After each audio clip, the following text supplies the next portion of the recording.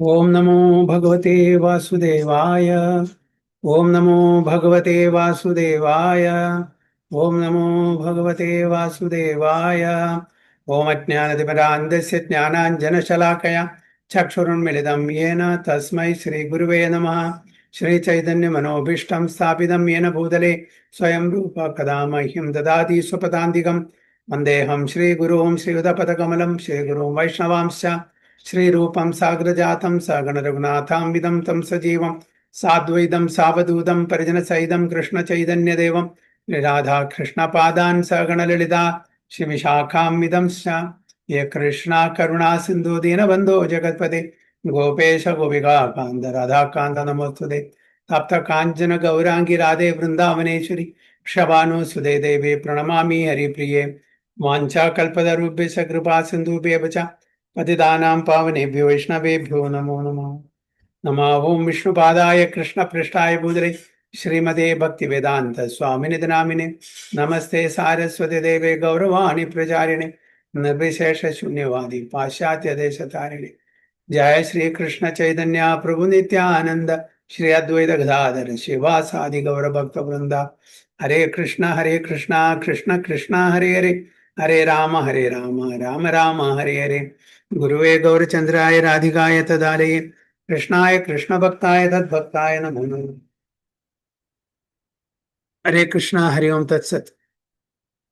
നമ്മളിന്ന് വായിക്കുന്നത് Bhagavad Gita as it is അധ്യായം 5 19ാമത്തെ ശ്ലോകം മുതൽക്കാണ്.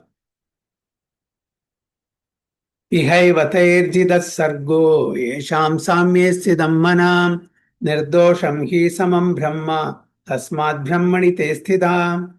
ഇഹൈവ തൈർജിതഃ സർഗോ യേഷാം സാമ്യേ സ്ഥിതം മനാം നിർദോഷം ഹി സമം ബ്രഹ്മ തസ്മാത് ബ്രഹ്മണി തേ സ്ഥിതാഃ. സ്മിത മാതാജി.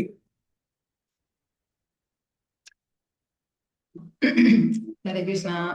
നമോ ഭഗവതി വാസുദേവായ.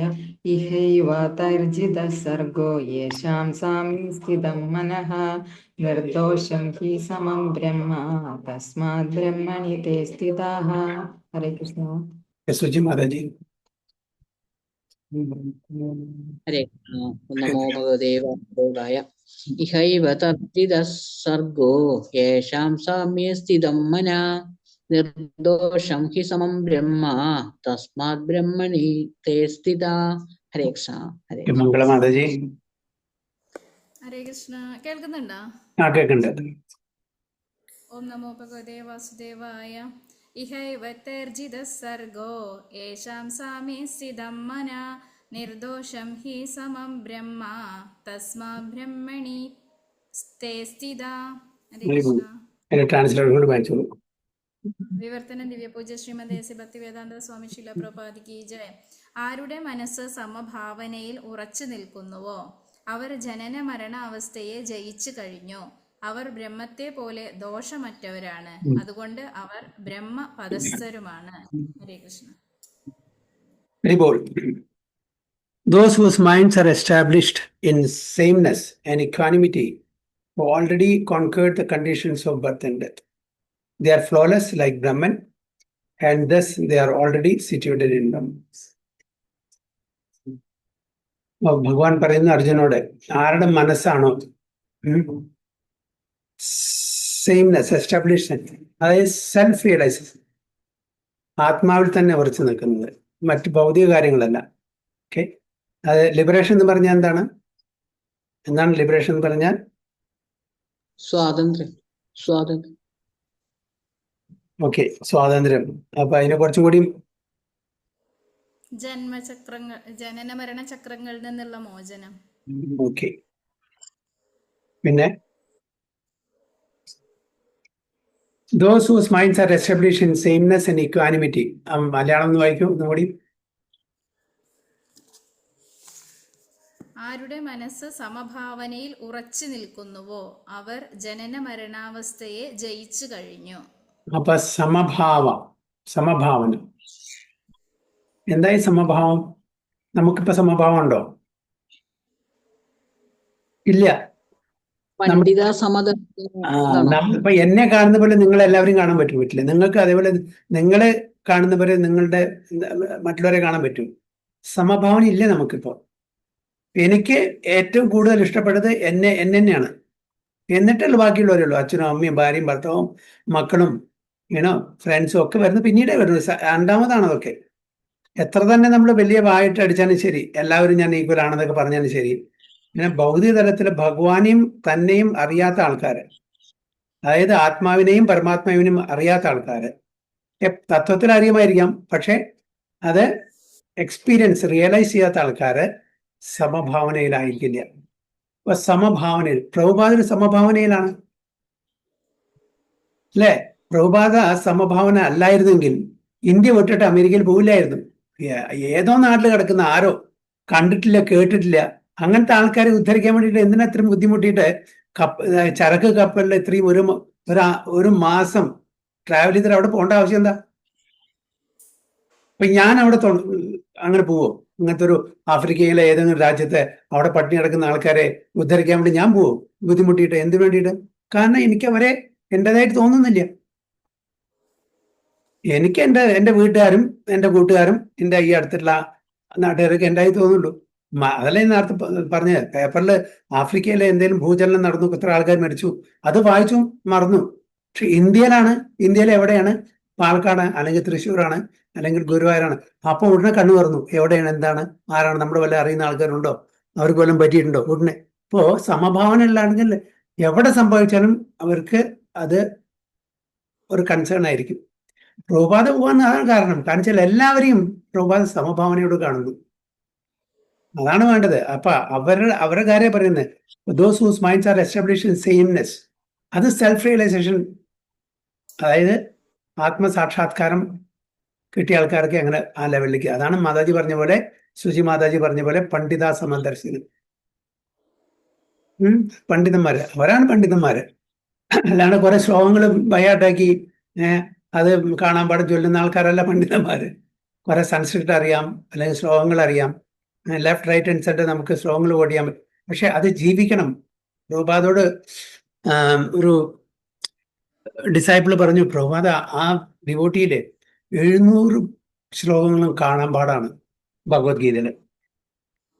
അപ്പോ പ്രഭു പറഞ്ഞു, ഓ വെരി ഗുഡ്, നല്ലതാണ് പഠിക്കുന്നതും ബൈഹാർട്ടിക്കുന്നതും കണ്ടിട്ട്.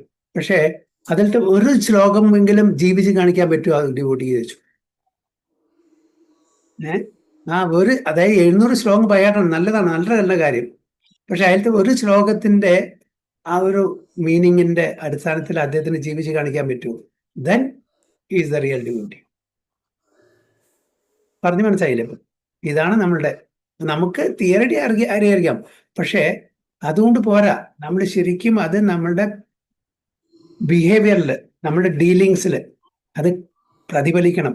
എന്നാൽ മാത്രമേ പണ്ഡിതനാവുള്ളൂ. അപ്പൊ എന്താണ് those whose minds are established sameness, സമഭാവനയില് ആൻഡ് ഈക്വാലിറ്റി, സമത്വത്തില് കാണാൻ പറ്റില്ല. സുഖദേവ് ഗോസ്വാമി അങ്ങനെയായിരുന്നു. ജനിച്ച ഉടനെ 16 വയസ്സായിരുന്നു അദ്ദേഹത്തിന്. 16 വർഷവും അദ്ദേഹം പുറത്തേക്ക് വന്നില്ല, പേടി. കാരണം വെച്ചാൽ ഇവിടെ വന്നാൽ മായാലോകത്തിന് മായാജാലത്തിൽ പെടും, അതുകൊണ്ട് ഞാൻ പുറത്തേക്ക് വന്നാലേ പ്രശ്നമുണ്ട്. അപ്പൊ ഭഗവാൻ കൃഷ്ണൻ അഷുറൻസ് കൊടുത്തു, പേടിക്കണ്ട, ഞാൻ പറയുന്നു ഗ്യാരണ്ടി, നീ മായയിൽ പെടില്ല. അങ്ങനെയാണ് ഇങ്ങനെ എവിടേക്കും തിരിഞ്ഞു നോക്കാതെ നേരെ പ്രസവിച്ച ശേഷം നേരെ പോയത്. ഒരു സംസ്കാരത്തിനും നിന്നില്ല, ഒരു ഉപനയന സംസ്കാരം ഒരു സംസ്കാരത്തിനും നിന്നില്ല. അച്ഛൻ ഇവിടുന്ന് വിളിച്ചുകൊണ്ടേയിരിക്കണു, പുത്ര പുത്ര പുത്ര, ഒരു കൂസലുമില്ല. കാരണം വെച്ചാൽ ആവശ്യമില്ല, എനിക്ക് ഈ ഭൗതിക ലോകത്തിലെ പെടണ്ട, ആ കുരുക്കില് പെടണ്ടെന്ന് തന്നെയാണ്. നേരെ പോയി കാട്ടിലേക്ക് സന്യാസികൾക്ക്. അപ്പൊ ഇവിടെ പറഞ്ഞു വരുന്നത് ചുരുക്കത്തിൽ, അതായത് നമ്മള് എല്ലാവരെയും ഈക്വലായിട്ട് കാണണം. ഇൻ ദ സെൻസ് എല്ലാം ഭഗവാന്റെ അംശങ്ങളായിട്ട് കാണണം. ആ ഒരു തലത്തിൽ നമ്മൾ ഉയരുമ്പോൾ മാത്രമാണ് നമ്മളെ എന്തെന്ന് ജനനമരണ ആ പ്രക്രിയയിൽ നിന്ന് പുറത്തു വരുള്ളൂ. അതിന്റെ അർത്ഥം നമ്മൾ ഡിസ്ക്രിമിനേഷൻ ചെയ്യാൻ പാടില്ല എന്നാണ്. ഡിസ്ക്രിമിനേഷൻ ചെയ്യണം വേണ്ട സ്ഥലത്ത്. ദേശകാല പാത്രത്തിനനുസരിച്ച് നമ്മളെ ഡിസ്ക്രിമിനേഷൻ. എങ്ങനെ ഡിസ്ക്രിമിനേഷൻ? ഇപ്പം മനുഷ്യ യോനിയിലുള്ള ആൾക്കാരെ മൃഗയോനിയിലുള്ള ആൾക്കാരെ ആയിട്ട് സാഹസിക്കാൻ പറ്റില്ല, അവരുടെ കൂടെ താമസിക്കാൻ പറ്റില്ല. നമുക്ക് എല്ലാവരും ഇടകലർന്ന് ജീവിക്കാൻ പറ്റുമോ? മൃഗങ്ങൾക്ക് അവരുടേതായിട്ടുള്ള സ്ഥലമുണ്ട്, അവരെ വീട്ടിൽ വന്ന് താമസിപ്പിക്കാൻ പറ്റില്ല. ഡൊമസ്റ്റിക് അനിമൽസിന്റെ കാര്യമല്ല പറഞ്ഞത്. ഓക്കെ, അതേപോലെ ഒരുപാടുണ്ട്. അപ്പോൾ ഒരു ആ വർണ്ണം, ആശ്രമം അതിന്റെ അടിസ്ഥാനത്തിലും അതേപോലെ സ്പീഷീസിന്റെ അടിസ്ഥാനത്തിലും ഡിസ്ക്രിമിനേഷൻ ചെയ്യണം. ഡിസ്ക്രിമിനേഷൻ ചെയ്യണം എന്ന് പറഞ്ഞാൽ സജാതി അല്ലെ. അപ്പൊ നമ്മളൊക്കെ സജാതി ആൾക്കാർ, അതായത് സെയിം ഗ്രൂപ്പിലെ ആൾക്കാരായിട്ട് നമ്മൾ ഇടപെടും. എല്ലാവരായിട്ട് ഇടപെടക്കാൻ പറ്റില്ല. അവരെ ഡിസ്റ്റൻസ്, അവരെ മാനിക്കുന്നു, റെസ്പെക്ട് ചെയ്യുന്നു, പക്ഷെ അവരോട് നമ്മൾ സംഘം ചേരില്ല. ഇപ്പൊ നമ്മള് കൃഷ്ണ കോൺഷ്യസ് ആൾക്കാരായിട്ട് മാത്രമേ സംഘം ചേരുന്നുള്ളൂ. മറ്റൊരായിട്ട് എന്താ? യെസ്, അവരെ നമ്മൾ സല്യൂട്ട് ചെയ്യുന്നു, നമസ്കരിക്കുന്നു, പ്രണാമം ചെയ്യുന്നു, പക്ഷെ അവരുടെ സംഘം ചേരില്ല. പ്രവാദ പറയുന്നത് ആര് വന്നാലും ശരി, ഏത് സന്യാസി വന്നാലും പേ പ്രണാമം, ടേക്ക് ദ ബ്ലെസ്സിങ്സ്. ബട്ട് ആരായിട്ട് സംഘം ചേരണം? ഭക്തന്മാരായിട്ട്, വൈഷ്ണവന്മാരായിട്ട്. അത് വളരെ ഇമ്പോർട്ടൻ്റ് ആണ്, വളരെ വളരെ ഇമ്പോർട്ടൻ്റ് ആണ്. കാരണം വെച്ചാൽ നമ്മളെ ഊണ് കഴിക്കുന്നത് ഇവിടെ വീട്ടില്, നമ്മളുടെ കൂറ് കാണിക്കുന്നത് പുറമെ. അത് ശരിയാണോ? നമ്മളെല്ലാ സൗകര്യങ്ങളും നമ്മുടെ വീട്ടിൽ നിന്ന് എടുക്കുന്നു, പക്ഷെ അതിന്റെ ഇതെല്ലാം റിസൾട്ട് അല്ല നമ്മൾ പുറമെ യാതൊരു ബന്ധമില്ലാത്ത ആൾക്കാർക്ക് കൊടുക്കും. അവർക്ക് വേണ്ടി പ്രാർത്ഥിക്കണം, അവർക്ക് വേണ്ടി നന്മയ്ക്ക് വേണ്ടി പ്രാർത്ഥിക്കണം, എല്ലാം ചെയ്യണം. പക്ഷെ നമുക്കൊരു ഇമ്പ്രൂവ്മെന്റ് വേണമെന്നുണ്ടെങ്കിൽ, പുരോഗതി വേണമെങ്കിൽ നമ്മൾ സജാതി, സെയിം വർഗത്തിലുള്ള ആൾക്കാരായിട്ട് കൂടുമ്പോഴേ നമുക്ക്, അല്ലെങ്കിൽ എന്താ നമ്മൾ ആ പാതയിൽ നിന്ന് വ്യതിചലിക്കും. കാരണം നമ്മളെ ഉത്തമാധികാരി അല്ല, കനിഷ്ഠ ലെവലിലാണ് എപ്പോഴും. അതുകൊണ്ട് വളരെ പെട്ടെന്ന് നമ്മളെ റാഞ്ചി കൊണ്ടുപോകാൻ പറ്റും ആർക്കും. നമ്മളെക്കാളും കുറച്ച് വാക്ചാതുര്യം ഒരാളായിട്ട് നമ്മൾ സംസാരിക്കാൻ തുടങ്ങിയാൽ പെട്ടെന്ന് നമ്മൾ കാലുമാറും. ചഞ്ചലമാണ് മനസ്സിന്. ബുദ്ധിയില്ലെങ്കിൽ ഇതൊന്ന് പിടിച്ചിട്ട് മറ്റേലേക്ക് കൊണ്ടുപോകാൻ നമ്മൾ ഈ കബഡി കളിക്കുന്നുണ്ട്, ഒരു പരിപാടി ഉണ്ട്, അറിയില്ലേ? നമ്മൾ വീക്കാണെങ്കിൽ സ്ട്രോങ് ആയിട്ടുള്ള ആൾക്കാർ വന്നിട്ട് പെട്ടെന്ന് നമ്മൾ പിടിച്ച് കൊണ്ടുപോകും. അതേപോലെ അപ്പൊ നമ്മൾ സൂക്ഷിക്കണം. അതുകൊണ്ട് ഡിസ്ക്രിമിനേഷൻ തീർച്ചയായിട്ടും വേണം. ആരോട് സഹവസിക്കണം, ആരോട് സംഘം ചേരണം, ആരുടെ കൂടെ താമസിക്കണം, ആരുടെ കേൾക്കണം, ആരുടെ കാണണം, ഇതെല്ലാം നമ്മൾ വളരെ കെയർഫുൾ ആയിരിക്കും. കാരണം വെച്ചാൽ എല്ലാം നമ്മളെ ഇൻഫ്ലുവൻസ് ചെയ്യുന്നുണ്ട്. ഓരോ ഇന്ദ്രിയങ്ങളിൽ കൂടെ നമ്മൾ ആ ഒരു ഫീഡ് എടുക്കുന്നില്ലേ, അല്ലേ, ആ ഒരു ഇൻപുട്ട് എടുക്കുന്നില്ലേ, ഇതെല്ലാം നമ്മളെ ഡയറക്ട്ലി അല്ലെങ്കിൽ ഇൻഡയറക്ട്ലി നമ്മൾ ഇൻഫ്ലുവൻസ് ചെയ്യും. നമ്മൾ പറയാ എനിക്ക് അതിനുള്ള ശക്തി ഉണ്ട്, ആരെന്ത് പറഞ്ഞാലും ശരി, ആന വന്നാലും ശരി, ഞാൻ നീങ്ങില്ല, വീഴില്ല, അതിനുള്ള ശക്തി ഉണ്ട്, അതിനുള്ള പവർ ഉണ്ട്. അതൊക്കെ വെറുതെയാണ്, ഒരു ശക്തിയില്ല. ചെറിയൊരു പ്രലോഭനം മതി, ഒരു ചെറിയൊരു പ്രലോഭനം. നമ്മൾ ഈ മതം മാറുന്ന കാര്യങ്ങളൊക്കെ എന്താണ്? അതായത് പ്രലോഭനം. ശരിക്കും മതത്തിനെ പറ്റിയിട്ട്, സനാതന ധർമ്മത്തിനെ പറ്റിയിട്ട് മനസ്സിലാക്കിയിട്ട് ആൾക്കാർ ഒരാളും മാറില്ല. That is A core, that's A real. എന്താണ്? ഒരു പഞ്ചസാരയ്ക്ക് അതിൻ്റെതായിട്ടുള്ള ധർമ്മമുണ്ട്, മധുരം തരാന്നുള്ളത്. ഉപ്പിന് അതിൻ്റെതായിട്ടുള്ള ധർമ്മമുണ്ട്, ഉപ്പ് രസം തരാന്നുള്ളത്. തീന് അതിൻ്റെതായിട്ടുള്ള ധർമ്മമുണ്ട്, അഗ്നി വെളിച്ചം തരാന്ന്. പക്ഷെ അത് നമുക്ക് മാറ്റാൻ പറ്റില്ല. അതേപോലെ സനാതന ധർമ്മം പറഞ്ഞു പറഞ്ഞാൽ അത് ആത്മാവിന്റെ ധർമ്മമാണ്. അത് ഏത് കുലത്തിൽ ജനിച്ചാലും ശരി, ഏത് ജാതിയിലായാലും ശരി, ഏത് ധർമ്മം ഫോളോ ചെയ്യുന്ന ആൾക്കാരെങ്കിലും ഇത് മാറ്റാൻ പറ്റില്ല. അപ്പൊ ഇത്രയും ആ ഒരു ഇൻഡെപ്തുള്ള, ആഴമുള്ള, അർത്ഥവത്തായിട്ടുള്ള ഒരു സനാതന ധർമ്മം അറിയാത്ത ആൾക്കാരാണ് അവര് പൈസയ്ക്കും പ്രലോഭനത്തിനും മറ്റു വാഗ്ദാനങ്ങൾക്ക് വേണ്ടി അവിടെയും ഇവിടെയും പോകുന്നത്. അപ്പൊ അത് ധർമ്മം അന്വേഷിക്കുന്ന ആൾക്കാരൊന്നുമല്ല. അപ്പൊ അതാണ് പറയുന്നത്. അപ്പൊ നമ്മൾ കനിഷ്ഠ ലെവലിലാണെങ്കിൽ നമ്മൾ വളരെ കെയർഫുൾ ആയിരിക്കണം. കാരണം നമ്മളെ ഇൻഫ്ലുവൻസ് ചെയ്യാൻ വളരെ ഈസിയാണ് എല്ലാവർക്കും. ഉത്തമ അധികാരിയാണെങ്കിൽ ഒരു പ്രശ്നമില്ല, മധ്യമാധികാരിയും പ്രശ്നമില്ല. എന്തുകൊണ്ട് ഉത്തമാധികാരിക്ക് പ്രശ്നമില്ല? എന്തുകൊണ്ട് മധ്യമാധികാരിക്ക് പ്രശ്നമില്ല? എന്താണ് കാരണം? ഉത്തമാധികാരിക്ക് അവരോട് പറഞ്ഞു നിൽക്കാൻ സാധിക്കും.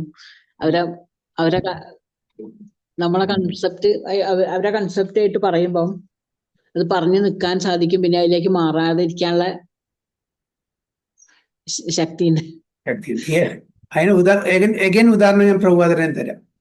ഓക്കെ, വൺ മാൻ ആർമി, ഒറ്റ ആള് 5.2 or 5.3 inch ഹൈറ്റേ ഉള്ളൂ, thick English accent, Bengali English accent. Okay, അവർക്ക് പറയുന്നത് മനസ്സിലാവില്ല, പ്രഭാതിക്കും പറഞ്ഞാൽ മനസ്സിലാവില്ല, അങ്ങനത്തെ ആക്സെന്റ് അമേരിക്കൻ്റെ. അവിടെ പോയിട്ട് ഒരാള് ഇത്രയും വലിയ ആൾക്കാർ, ഇത്രയും കൂടുതലുള്ള ആൾക്കാരെ എല്ലാം മിനിമം അവിടുത്തെ ആൾക്കാർക്ക് ഹൈറ്റ് 6 ഫുട്ട് ഉണ്ടാവും അല്ലേ, ഹെഫ്റ്റി, ടോൾ, സ്ട്രോങ്. അപ്പൊ ഈ 5.2 ഇഞ്ചുള്ള ശരിക്കുള്ള ആക്സന്റ് കൂടിയില്ല, അവരുടെ ആക്സന്റ് കൂടിയല്ല, ടോട്ടലി ഒരു പുതിയ ഫിലോസഫി കൊണ്ടുപോയിട്ട് അവരെ എല്ലാം കൺവേർട്ട് ചെയ്യണമെന്നുണ്ടെങ്കിൽ ഇത് ആർക്ക് സാധിക്കും? യാതൊരു സപ്പോർട്ടും ഇല്ലാണ്ട്, അതായത് ഒരു ഫിനാൻഷ്യൽ ബാക്കും ഇല്ല, ഫിസിക്കൽ സപ്പോർട്ടും ഇല്ല, ഒരു തരത്തിലുള്ള സപ്പോർട്ടും ഇല്ലാണ്ട് പ്രഭാത ഒറ്റയ്ക്ക് വൺമാൻ ആർമിയായിട്ട് അവിടെ പട പൊരുതിയിട്ട് ഇവരെല്ലാം കൃഷ്ണ പണ്ഡിറ്റ് ആക്കണമെന്നുണ്ടെങ്കിൽ സാധാരണ ആൾക്കാർ ചെയ്യാൻ പറ്റുമോ? അപ്പൊ പ്രഭാത അവരുടെ ഇൻഫ്ലുവൻസ് വന്നില്ല, പ്രഭാത അവരെല്ലാം ഇൻഫ്ലുവൻസ് ചെയ്തു, അവരെല്ലാം ഹിപ്പീസ് ഹാപ്പീസ് ആക്കി. അതാണ് ഉത്തമാധികാരി. പക്ഷെ ആ പ്രഭുപാദ ഇതിന്റെ പ്രചാരണത്തിന് വേണ്ടിയിട്ട് ഉത്തമ അധികാരിയിൽ നിന്ന് മധ്യമ അധികാരിക്ക് ഇറങ്ങി വന്നു. അതെന്തിനാണ് എന്തുകൊണ്ടാണ് ഉത്തമ അധികാരി ലെവലിൽ നിന്ന് താഴേക്ക് ഇറങ്ങി വരേണ്ട ആവശ്യം എന്താ? എന്നാലേ അവരെ കൺവേർട്ട് ചെയ്യാൻ പറ്റുള്ളൂ. എന്നാലേ മാത്രമേ ഡിസ്ക്രിമിനേറ്റ് ചെയ്യാൻ പറ്റുള്ളൂ. ഡിസ്ക്രിമിനേഷൻ ഉത്തമാധികാരിക്ക് പറ്റില്ല. ഉത്തമാധികാരിക്ക് എല്ലാവരെയും ഒരേപോലെ കാണാൻ പറ്റും. ഇവിടെ ഡിസ്ക്രിമിനേഷൻ വെച്ചാൽ ദേശകാലപാത്രം നോക്കണം. എല്ലാവരെയും പറഞ്ഞ കേൾക്കില്ല, അപ്പൊ അവര് വിടും. അപ്പൊ ശരിക്കും നമുക്ക് ഡിസ്ക്രിമിനേറ്റ് ചെയ്തത് ഇത് ആർക്ക് കൊടുക്കണം, ഇത് ആര് റിസീവ് ചെയ്യും, ആർക്കാണ് റിസപ്ഷൻ പവർ ഉള്ളത്. ഇപ്പൊ നമ്മുടെ ടിവിക്ക് മുമ്പ് കാലത്തെ ആന്റിനൊക്കെ വെച്ചിരുന്നു, ഒരു എന്താ പറയുക റിസീവറൊക്കെ വെച്ചിരുന്നു അല്ലെ. അപ്പൊ അതിന്റെ ആ ഫ്രീക്വൻസിയും കപ്പാസിറ്റിയൊക്കെ നോക്കിയിട്ടാണ് റിസീവർ വയ്ക്കുക. അതേപോലെ ഓരോരുത്തർക്കും എത്രത്തോളം ആ റിസീവിങ് കപ്പാസിറ്റി അതൊക്കെ മനസ്സിലാക്കിയിട്ട് വേണം ആർക്ക് എന്ത് കൊടുക്കണം. അപ്പൊ പ്രഭാത ഒരു ജനറൽ ഇൻസ്ട്രക്ഷൻ എല്ലാവർക്കും കൊടുത്തു. പൊതുവെ എല്ലാവർക്കും 16 മാല ചൊല്ലണം, 4 റെഗുലേറ്ററി പ്രിൻസിപ്പിൾസ് ചെയ്യണം, അങ്ങനെ എല്ലാവർക്കും ഒരു കോമൺ ആയിട്ടുള്ള ഒരു ഇൻസ്ട്രക്ഷൻ ഉണ്ട്. പക്ഷേ ചില ഡിവോട്ടീസ് അവരുടെ രുചി അനുസരിച്ചിട്ട് അവരുടെ ടാലന്റും സ്കിൽസും അനുസരിച്ചിട്ട് സ്പെസിഫിക് ഇൻസ്ട്രക്ഷൻ കൊടുത്തു. ആ സ്പെസിഫിക് ഇൻസ്ട്രക്ഷൻ ആർക്ക് വേണ്ടിയിട്ട്? ആ പെർട്ടിക്കുലർ പേഴ്സണിന് വേണ്ടിയിട്ട് മാത്രമാണ്, എല്ലാവർക്കും അപ്ലിക്കബിൾ അല്ല അല്ലേ. അപ്പൊ അത് ദേശകാല പാത്രം അനുസരിച്ച് കൊടുക്കുന്നതാണ്. അത് ജനറൽ ഇൻസ്ട്രക്ഷൻ ആയിട്ട് കണക്കാക്കാൻ പാടില്ല. ചില സമയത്ത് പ്രഭുപാദ് പറയാണ്, എന്താ പറയുക, എന്താ പറയുക മാതാജിമാരോ പ്രഭുക്കന്മാരോ പറഞ്ഞ് പ്രഭുപാദ് വളരെ ബുദ്ധിമുട്ടാണ്, എനിക്ക് ഇത്രയും സമയം ഡിവോട്ട് ചെയ്യാൻ പറ്റില്ല, എനിക്ക് ഫാമിലി ഉണ്ട്, കുട്ടികളുണ്ട്, ഫാമിംഗ് ഉണ്ട്, ഇതുണ്ട്, ഞാൻ എന്താ ചെയ്യേണ്ടത്, എനിക്ക് മാലയിൽ ചാൻഡ് ചെയ്യാൻ പറ്റുന്നില്ല ഫോർ എക്സാമ്പിൾ. അപ്പൊ ആ സമയത്ത് ഞാൻ എന്ത് ചെയ്യണം? എനിക്ക് ക്ലിക്കറിൽ എങ്ങനെയും ചെയ്യാൻ പറ്റും, ഞാനൊരു ഓത്ത് കൊടുത്തുവാണ്. അപ്പൊ എന്താണ്? അപ്പോ അവിടെ ദേശകാല പാത്രം അനുസരിച്ചിട്ട് ചെറിയൊരു അഡ്ജസ്റ്റ്മെന്റ് ചെയ്യാനുള്ള ആ ഒരു സ്വാതന്ത്ര്യം പ്രഭാതിക്കുന്നുണ്ട്. അപ്പൊ ആ വരുമ്പോഴേ ഓക്കെ അങ്ങനെയാണ്, അല്ലെങ്കിൽ കയ്യില് അസുഖം വന്നു, മാല പിടിക്കാൻ പറ്റില്ല, അപ്പൊ അങ്ങനത്തെ കേരഫില് okay you can use clicker but chant 16 rounds minimum. അപ്പൊ ആ ഇൻസ്ട്രക്ഷൻ നമ്മുടെ എല്ലാവരോടും കൂടി ഉള്ളതല്ല, അത് ആ പെർട്ടിക്കുലർ വ്യക്തിക്ക് മാത്രമാണ്. അത് നമ്മൾ ജനറലൈസ് ചെയ്യാൻ പാടില്ല. അപ്പോൾ ഒരു മധ്യമാധികാരിക്ക് ഇങ്ങനെ അഡ്ജസ്റ്റ്മെന്റും ഇതേപോലെ ഒരു ഡിസ്ക്രിമിനേഷൻ ചെയ്യാൻ പറ്റും. ഉത്തമാധികാരി ചെയ്യില്ല. ഉത്തമാധികാരി എല്ലാവരെയും ഈക്വലായിട്ട് കാണുന്ന ആൾക്കാരാണ്. ഭഗവാനും പറ്റില്ല. എന്തുകൊണ്ട് ഭഗവാൻ പറ്റില്ല?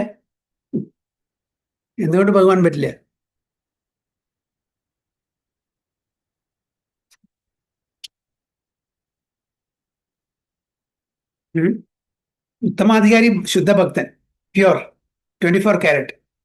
ഭഗവാനും 24 ക്യാരറ്റ്. ഭഗവാന്റെ ശുദ്ധഭക്തന്മാരും 24 ക്യാരറ്റ്. അവിടെ ഒരാളും ഡിസ്ക്രിമിനേറ്റ് ഇല്ല. അതായത് വലുത് ചെറുതൊന്നുമില്ല. അത് മരമാണെങ്കിൽ ശരി, എന്താ പറയുക, മൃഗമാണെങ്കിൽ ശരി, പക്ഷികളാണെങ്കിൽ ശരി, മനുഷ്യ എല്ലാം ഭഗവാന്റെ അംശമാണ്, സച്ചിദാനന്ദമായിട്ട് അവർ കാണുന്നു.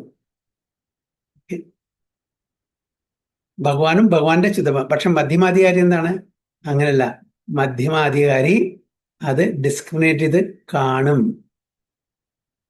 ഓക്കെ, ആർക്ക് കൊടുക്കണം, ആർക്ക് കൊടുക്കണ്ട, ആർക്ക് കൊടുത്താലാണ് പ്രശ്നം ഇല്ലാതിരിക്കുക, ആർക്ക് കൊടുത്താലാണ് പ്രശ്നം ഉണ്ടാവുക, ഇതൊക്കെ അറിഞ്ഞിട്ടേ കൊടുക്കുള്ളൂ. എല്ലാവർക്കും അവരെ ഉദ്ദേശിക്കാൻ പാടില്ല. അപ്പൊ ഇതൊക്കെയാണ് മധ്യമാധികാരി. അതുകൊണ്ടാണ് ഭക്തി എവിടുന്നാ കിട്ടുക അറിയും? ഭക്തി ആരായിരുന്നോ കിട്ടാൻ അറിയും? ഉത്തമാധികാരിയെന്നോ മധ്യമാധികാരിയെന്നോ അതോ കനിഷ്ഠാധികാരിയെന്നോ? ഭക്തി സ്വതന്ത്രമാണ്. ആ ഭക്തിക്ക് യാതൊരു സ്ട്രിങ്സും അറ്റാച്ച് അല്ല, ഒരു നിബന്ധനയില്ല. ഭക്തി ഈസ് ഇൻഡിപെൻഡന്റ്. ഭക്തി ഇൻഡിപെൻഡന്റ് ആണ്. അപ്പൊ ഭക്തി കിട്ടണമെങ്കിൽ എവിടുന്ന നമുക്ക് ഭക്തി കിട്ടുക? ഒരു ഭക്തന്റെ അല്ലേ? ഒരു ഭക്തന്റെ ഉള്ളിൽ ഭക്തി ഉണ്ടെങ്കിൽ ആ ഭക്തന് ഈ ഭക്തി മറ്റേ ഭക്തന്റെ ഹൃദയത്തിലേക്ക് ട്രാൻസ്ഫർ ചെയ്യാൻ പറ്റും, അല്ലെങ്കിൽ അവരുടെ ഉള്ളിലുള്ള ഭക്തിയെ ഉണർത്താൻ പറ്റും. അവിടെ നമ്മൾ തിരഞ്ഞെടുക്കില്ല ആരെ? ഉത്തമാധികാരി. ഉത്തമാധികാരി എല്ലാവർക്കും കൊടുക്കും. എല്ലാവർക്കും കൊടുക്കാൻ പറ്റില്ല. ഭഗവാൻ പറയുന്നില്ല സമൂഹം സർവഭൂതേഷു നമേ ദേശസ്തി നാ പ്രിയ. എനിക്ക് എല്ലാവരും ഒരു പറയണം. അപ്പൊ ഭഗവാൻ കുറച്ച് ആൾക്കാർക്ക് മാത്രം ഭക്തി കൊടുക്കുക, കുറച്ച് ആൾക്കാർക്ക് കൊടുക്കില്ല പറഞ്ഞാൽ ശരിയോ?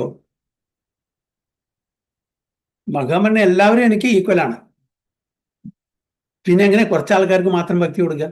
അപ്പൊ ഭഗവാൻ അങ്ങനെ കൊടുക്കില്ല, ഡിസ്ക്രിമിനേറ്റ് ഇല്ല. ഉത്തമ ഭക്തി അധികാരികളും കൊടുക്കില്ല, ഡിസ്ക്രിമിനേറ്റ് ഇല്ല. പിന്നെ ആരാ കൊടുക്കുക? മധ്യമാധികാരികളുടെ ഉള്ളിലുള്ള ഭക്തി മറ്റുള്ള ഭക്തിക്ക് അതായത് ആസ്പിരൻസ് ആയിട്ടുള്ള അല്ല ഇൻക്ലിനേഷൻ ഉള്ള. ഇപ്പൊ നമുക്ക് ഭക്തി ഇല്ല, പക്ഷെ എൻ്റെ ഉള്ളിൽ ഉറങ്ങിക്കിടക്കുന്നുണ്ട് ഭക്തി. അത് മൂടിക്കിടക്കുക, ചാരം ചാരം കൊണ്ട് മൂടിക്കിടക്കുന്നില്ലേ, ഡോർമൻ പൊസിഷനില്ല. അപ്പോൾ നിങ്ങൾക്ക് ഭക്തി ഉണ്ടെങ്കിൽ നിങ്ങൾ ഉത്തമാധികാരിയാണ്. നിങ്ങളുടെ മനസ്സിൽ ഭക്തി ഉണ്ടെങ്കിൽ ആ ഭക്തി എൻ്റെ ഹൃദയത്തിലുള്ള ഭക്തിയെ ഉണർത്തും, മൂടിക്കിടക്കുന്ന ഭക്തി. ആ ഭക്തിയാണ്. അപ്പൊ ഭക്തി ഈസ് കോസ്ലെസ്. ഭക്തിക്ക് കാരണമില്ല, ഒരാളല്ല ഭക്തി കൊടുക്കുന്നത്. ഒരു ഭക്തന്റെ ഉള്ളിലുള്ള ഭക്തിയാണ് മറ്റേ ഭക്തന്റെ ഉള്ളിലുള്ള ഭക്തിയെ ഉണർത്തുന്നത്. അപ്പൊ ഭക്തി ഈസ് ഇൻഡിപെൻഡന്റ്, ഭക്തി ഈസ് കോസ്ലെസ്, അഹൈതുകി. ഞാൻ കാരണം അയാൾക്ക് ഭക്തി കിട്ടി പറയാൻ പറ്റില്ല. ഞാനല്ല, എൻ്റെ ഉള്ളിലെ ഭക്തിയാണ് മറ്റേ ആളുടെ ഉള്ളിലെ ഉറങ്ങിക്കിടക്കുന്ന ഭക്തിയെ ഉണർത്തുന്നത്, ഞാനല്ല. മധ്യമാധികാരിയല്ല, ഉത്തമാധികാരി. ആ മധ്യമാധികാരിയുടെ ഉള്ളിലുള്ള ഭക്തിയാണ്. അപ്പൊ കാരണം എന്താ പറഞ്ഞാൽ ഭക്തി ഇൻഡിപെൻഡന്റ് ആണ്. അപ്പൊ എനിക്ക് പറയാൻ പറ്റില്ല ഞാൻ കാരണമാണെന്ന്, അല്ലെങ്കിൽ അവർ കാരണമാണ്, ഇവർ കാരണം. സോ ഭക്തി ഈസ് ഇൻഡിപെൻഡന്റ്, കോസ്ലെസ്, അഹൈതുകി. ഭഗവാനും ഭഗവാന്റെ ശുദ്ധഭക്തന്മാരും ഉത്തമ അധികാരികളും അത് ചെയ്യാത്തത് കാരണം എല്ലാവരും ഈക്വലായിട്ട് കാണുന്നു. അവർ സെലക്ട് ചെയ്ത് കുറച്ച് ആൾക്കാർ മാത്രം.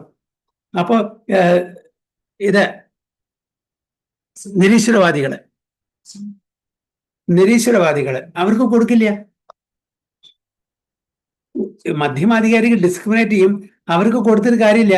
ഇപ്പൊ ഞാൻ പറഞ്ഞ എൻ്റെ മക്കള് 4 മക്കളുണ്ട്. 2 മക്കൾ അനുസരിക്കുന്ന, 2 മക്കള് അനുസരിക്കുന്നില്ല. ഞാൻ എൻ്റെ ആ 2 മക്കൾക്ക് പൈസ വെറുതെ കൊടുക്കില്ല. കാരണം പൈസ കൊടുത്താൽ എനിക്കറിയാം അവർ ദൂർത്തടിക്കും. മറ്റു 2 മക്കൾക്ക് പൈസ കൊടുത്താൽ അവർ നന്നായിട്ട് അതിനെ വിനിയോഗിക്കാൻ എനിക്ക്, അതുകൊണ്ട് അവർക്ക് പേടിയില്ല. പക്ഷെ എൻ്റെ മക്കൾക്ക് ഈ പൈസ ഞാൻ കൊടുക്കാത്ത, അതായത് അവർ അനുസരണ ഇല്ലാത്ത ആൾക്കാരാണ്, അതിനെ കൊടുക്കില്ല. അതേപോലെ അതിന് മധ്യമാധികാരി. നിരീശ്വരവാദിയാണ്, ഈശ്വര വിശ്വാസം ഇല്ല, അപ്പൊ അവർക്ക് ഞാൻ ഭക്തി കൊടുക്കില്ല. അപ്പൊ അത് നമ്മൾ സെലക്റ്റീവായിട്ട് കൊടുക്കുന്നത്, ആർക്ക് കൊടുക്കണം ആർക്ക് കൊടുക്കണമെന്ന് അറിയാം. അപ്പൊ എങ്ങനെ ഭഗവാൻ സ്വതന്ത്രനാണോ? ഭഗവാൻ ഈസ് ഇൻഡിപെൻഡന്റ്. എന്താണ് ഭാഗവതത്തിൽ പറഞ്ഞ്? സ്വരാട്ട്. അതേപോലെ ഭക്തിയും സ്വരാട്ടാണ്, കോസ്ലെസ്.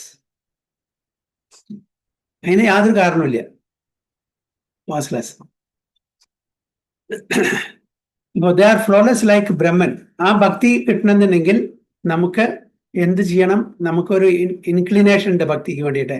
അപ്പോൾ തുളസി മഹാറാണിയെ നമ്മൾ പ്രാർത്ഥിക്കുക. കാരണം തുളസി മഹാറാണി, ഇന്ന് എന്താ തുളസിയുടെ കാര്യം പറയാന്ന് വെച്ചാൽ തുളസി വിവാഹമാണ്. ആ തുളസി എന്താണ്? കൃഷ്ണപ്രേമപ്രദായിനിയാണ്.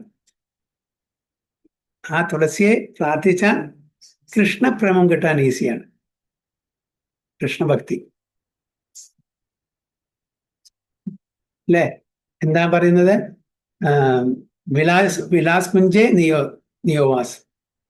എവിടെ നമ്മൾ താമസിക്കണം, വസിക്കണം എന്നാണ് നമ്മൾ ആഗ്രഹിക്കുന്നത്? വിലാസ് കുഞ്ചേ എവിടെ? വൃന്ദാവനത്തില്, അല്ലേ? കോരോ നിജദാസി എന്താ പറയുന്നത്? കോരോ നിജദാസി എന്താണത്? മൊറായി അഭിലാഷ് ബിലാസ് കുഞ്ചേ ദേവാസ്.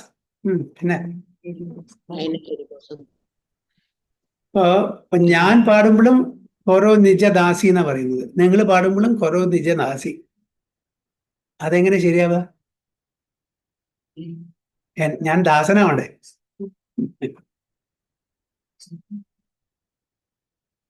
സേവ ആദി കാരോ നീയെ കൊറോ നിജദാസി.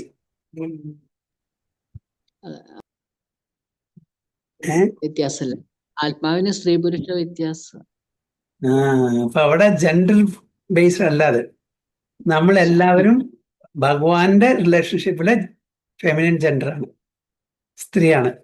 നമ്മൾ വ്യത്യസ്തമായിട്ട് പുരുഷ സ്ത്രീ ദേഹത്തിലാണെങ്കിലും കൂടിയിട്ട് ഭഗവാന്റെ ആ ഒരു ബന്ധം നോക്കുമ്പോൾ, റിലേഷൻ നോക്കുമ്പോൾ എല്ലാ ജീവജാലങ്ങളും ഫെമിനിൻ പ്രകൃതിയാണ്. നമ്മളെല്ലാം വ്യത്യസ്തമായിട്ടുള്ള സ്ത്രീ ശരീരത്തിലാണെങ്കിലും കൂടിയിട്ട് പുരുഷനായാലും ശരി സ്ത്രീ ആണെങ്കിലും ശരി നമ്മുടെ പ്രകൃതിയാണ്, ഫെമിനിൻ ജെൻഡർ. അതുകൊണ്ട് കൊറോ നീച്ച ദാസി എന്ന് പറയുന്നത്. അപ്പൊ പുരുഷദേഹത്തിലുള്ള ഒരാൾ പാടുമ്പോൾ അതന്നെ ദാസി എന്നാ പറയുന്നത്. അപ്പൊ തുളസി മഹാറാണി വളരെ നന്നായിട്ട് നമ്മൾ പ്രാർത്ഥിച്ചാൽ നമുക്ക് ഭക്തി ഓട്ടോമാറ്റിക്കലി. എന്നുവെച്ചാൽ ആരാണ് തുളസി മഹാറാണി? തുളസി മഹാറാണി രാധാറാണിയുടെ എക്സ്പാൻഷൻ ആണ്. സാധാരണ തന്നെ എക്സ്പാൻഷൻ തുളസി മഹാറാണി അല്ലേ? ലക്ഷ്മിജി എപ്പോഴെങ്കിലും തന്റെ ഭക്തന്മാർ പ്രാർത്ഥിക്കുമ്പോൾ അവിടുന്ന് ഓടിപ്പോവും അവരെ കാര്യം നോക്കാൻ വേണ്ടിയിട്ട്. പക്ഷെ തുളസി മഹാറാണി എപ്പോഴും ഭഗവാന്റെ പാദത്തിലുണ്ടാവും, ഭഗവാന്റെ കണ്ടത്തിലുണ്ടായിരിക്കും മാലയായിട്ട്. വൈജയന്തിമാല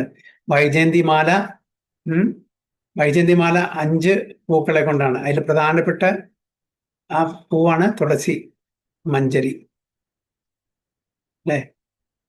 5 ഏതൊക്കെയാണ് അറിയോ? ഏതൊക്കെയാണ് വൈജയന്തിമാലയിൽ 5 പൂക്കൾ ഏതൊക്കെയാണ്? അറിയില്ല.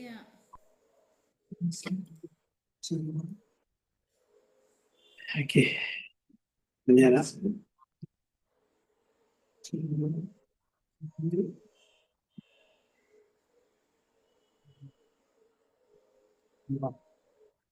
ഏതൊക്കെയാണ്?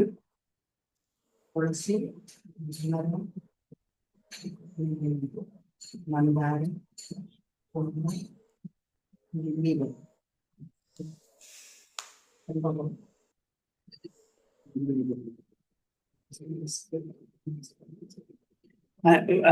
മന്ദാര, കുന്ദ, പാരിജാത, കമല, തുളസി 5. മന്ദാര, കുന്ദ, പാരിജാതം, കമലം എന്ന് പറഞ്ഞ ലോട്ടസ്, തുളസി, ഈ 5 കൂടിയതാണ് വൈജയന്തിമാല. അതിൽ പ്രധാനപ്പെട്ടത് തുളസിയാണ്. അപ്പൊ ലക്ഷ്മി ദേവി പിന്നെയും ആ പാദസേവ ഇട്ടിട്ട് പോവും. തന്റെ ഭക്തന്മാർ വിളിക്കുമ്പോൾ എനിക്ക് പൈസ വേണം, അത് വേണം, ഇത് വേണം വരുമ്പോൾ ഒന്ന് അറ്റൻഡ് ചെയ്യാൻ പോകും. ആ സമയത്ത് ലക്ഷ്മി ദേവിയില്ല. പക്ഷെ എപ്പോഴും പാദത്തില് ഉണ്ടാവുന്ന ആരാണ്? തുളസി. അപ്പൊ ആ തുളസിയാണ് നമുക്ക് കൃഷ്ണഭക്തിക്ക് ഏറ്റവും ഈസി. വൃന്ദാവനത്തിൽ എൻട്രി കിട്ടണമെങ്കിൽ തുളസി മഹാറാണിയുടെ പെർമിഷൻ വേണം, കരുണ വേണം. ഇല്ലെങ്കിൽ വൃന്ദാവനത്തിൽ എൻട്രി കിട്ടില്ല. കൃഷ്ണവനല്ല, അത് രാധാവനല്ല, ആരുടെ വനാണ്? വൃന്ദാവൻ. അവിടേക്ക് എൻട്രി വൃന്ദാദേവി തരാം. അപ്പൊ വൃന്ദാദേവി പ്രീതിപ്പെടുത്തിയാൽ നമുക്ക് തീർച്ചയായിട്ടും കൃഷ്ണഭക്തി കിട്ടും. അപ്പൊ നമ്മളെ ഏത് സ്ഥിതിയിലും നമ്മളെ അക്സെപ്റ്റ് ചെയ്യും തുളസി ദേവി. ഏത് സ്ഥിതിയിലും നമ്മളിൽ കൽമശം ഉണ്ടെങ്കിലും അതിനെ ശുദ്ധീകരിക്കും.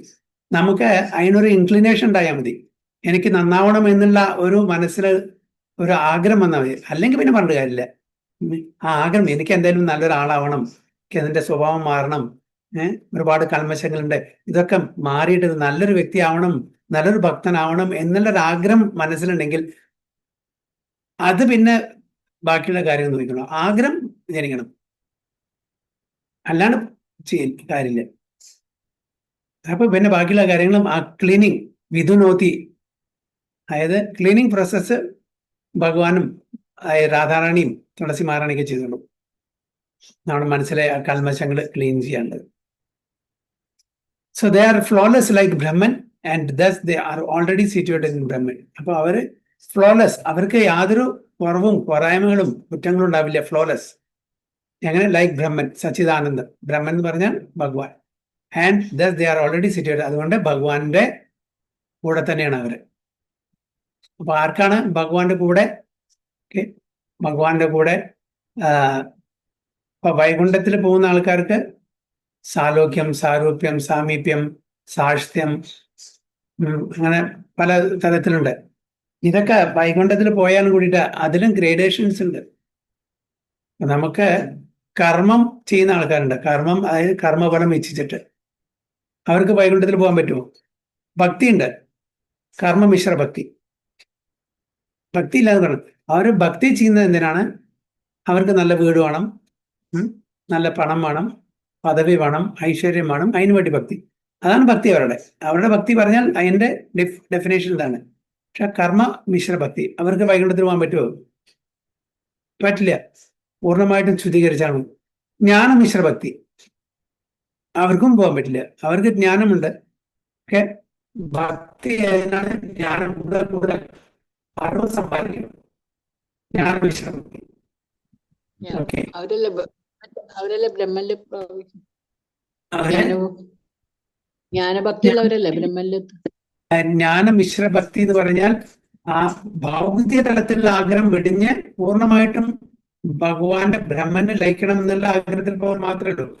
ഞാൻ മിശ്രഭക്തിക്കാരെ പറ്റില്ല, പൂർണ്ണ ജ്ഞാനികൾക്ക് പറ്റുള്ളൂ. ഭഗവാനാണ് എല്ലാം, എന്റെതിനല്ല. പക്ഷെ ബ്രഹ്മനാണ് അൾട്ടിമേറ്റ് എന്നുള്ള അവർക്ക് മാത്രമേ പോകാൻ പറ്റുള്ളൂ. ജ്ഞാനം മിശ്രഭക്തിയിലോട്ട് പോകാൻ പറ്റില്ല, അവരെ അഡ്വാൻസ് ചെയ്യുന്നുണ്ട്. പിന്നെ ഭക്തന്മാർക്ക് പോകാൻ പറ്റുമോ? ഭക്തന്മാർക്കും എനിക്ക് ലിബറേഷൻ വേണം, എനിക്ക് മുക്തി വേണം. അതും വരുന്ന ഒരു സെൽഫിഷ് ഇൻട്രസ്റ്റ് ആണ്. ഭഗവാനെ പ്രീതിപ്പെടുത്തുന്നത് കൂടെ അത് വേറെ കാര്യം. പക്ഷെ എന്റെ ആഗ്രഹം എനിക്ക് ഈ ശരീരത്തിൽ നിന്ന് മുക്തി കിട്ടണം, എനിക്കൊരു ആധ്യാത്മിക ശരീരം കിട്ടണം, എനിക്ക് വൈകുണ്ഠത്തിൽ പോകണം, എനിക്ക് ഭഗവാന്റെ പ്രീതിക്കല്ല. നമ്മളെന്താണ്? എനിക്ക് അത് വേണം, എനിക്ക്. അതായത് സെൽഫിഷ്നെസ്. അപ്പൊ അവർക്കും മുക്തി കിട്ടിയാലും ഭഗവാന്റെ ആ ഒരു ഭക്തി ഉണ്ടെങ്കിൽ കൂടിയുടെ അവർക്കും അവിടെ പോയാലും അവർ സെക്കൻഡറി ആണ്. കാരണം അവർക്ക് ഭഗവാന്റെ ലോകത്തിൽ വസിക്കാൻ പറ്റും. ഇന്റിമേറ്റ് അസോസിയേഷൻ കിട്ടില്ല ഭഗവാനായിട്ട്. ഇന്റിമേറ്റ് അസോസിയേഷൻ ആർക്കാ കിട്ടുക? അത് എനിക്ക് ഭഗവാനെ പ്രീതിപ്പെടുന്നത്. അത് ഏത് സാഹചര്യത്തിലും എന്ത് തന്നെ ബുദ്ധിമുട്ട് വന്നാലും ശരി, എന്റെ ലിബറേഷൻ അല്ല നോക്കുന്നത്. എനിക്ക് ലിബറേഷൻ കിട്ടിയെന്ന് കുഴപ്പമൊന്നുമില്ല. ജനമാഫ്രൂ അതല്ലേ പറയുന്നത്, എന്നെ നരകത്തിൽ കൊണ്ടുപോയിട്ടുള്ളൂ, നരകത്തിൽ കൊണ്ടുപോയിട്ട് എവിടെ കൊണ്ടുപോയിട്ടുള്ളൂ. പക്ഷെ എനിക്ക് ബർത്ത് ആഫ്റ്റർ ബർത്ത് അങ്ങയുടെ പാർവതി ആയിട്ട് നിൽക്കണം, അതിന് അങ്ങയുടെ പാദസേവനം ചെയ്യണം. അതാണ് എന്റെ അഭിലാഷം. അതാണ് എന്താണ് ശരിക്കുള്ള ഭക്തി എന്ന് പറഞ്ഞാൽ ഉത്തമ ഭക്തി. മറ്റത് ഞാൻ പ്രാർത്ഥിക്കുന്നത്, യെസ് എനിക്ക് ഭക്തി വേണം, പക്ഷെ എനിക്ക് എന്താണ് ലിബറേഷൻ വേണം, എനിക്ക് മുക്തി വേണം. അത് എന്റെ സ്വാർത്ഥ താല്പര്യമാണ്. അതിൽ നിന്ന് നമ്മൾ ഉയർന്ന് എനിക്ക് ഏത് സിറ്റുവേഷനാണ്, ഞാൻ എന്നെ നരകത്തിൽ വിട്ടോളൂ, അല്ലെങ്കിൽ സ്വർഗത്തിൽ കൊണ്ടുപോയിട്ടുള്ളൂ, വൈകുണ്ഠത്തിലുള്ളൂ, എനിക്ക് ഭഗവാന്റെ ആ സേവനത്തിൽ നിന്ന് എന്നെ മാറ്റി നിർത്തരുതേ. ഇതാണ് എൻ്റെ ഒരു അഭിലാഷ. രണ്ടും വ്യത്യാസമല്ലേ? അപ്പൊ അവരുടെ ഗ്രേഡേഷൻ മാറുകയാണ്. അപ്പൊ ഭഗവാനുമായിട്ടുള്ള ആ ഒരു വളരെ ക്ലോസ് ഇന്റിമേറ്റ് അസോസിയേഷന്റെ ഗ്രൂപ്പിൽ വരും. അപ്പോൾ കർമ്മമിശ്രഭക്തി, ജ്ഞാനമിശ്രഭക്തി ഇതൊന്നും നമ്മളെ എവിടേക്കും കൊണ്ടുപോയില്ല, ഇവിടെ തന്നെ. പക്ഷെ ഭക്തിയിൽ നമ്മൾ കൊണ്ടായാലും കൂടിയിട്ട് അവിടെ എന്തിനു വേണ്ടി, എന്താണ് ഭക്തി? എനിക്ക് ലിബറേഷൻ വേണം, എനിക്ക് ആധ്യാത്മിക തലത്തിൽ, ഭൗതിക തലത്തിൽ നിന്നുള്ള ആ മിസറീസ് നിന്ന് മുക്തി കിട്ടണം, അതാണ് ആഗ്രഹം.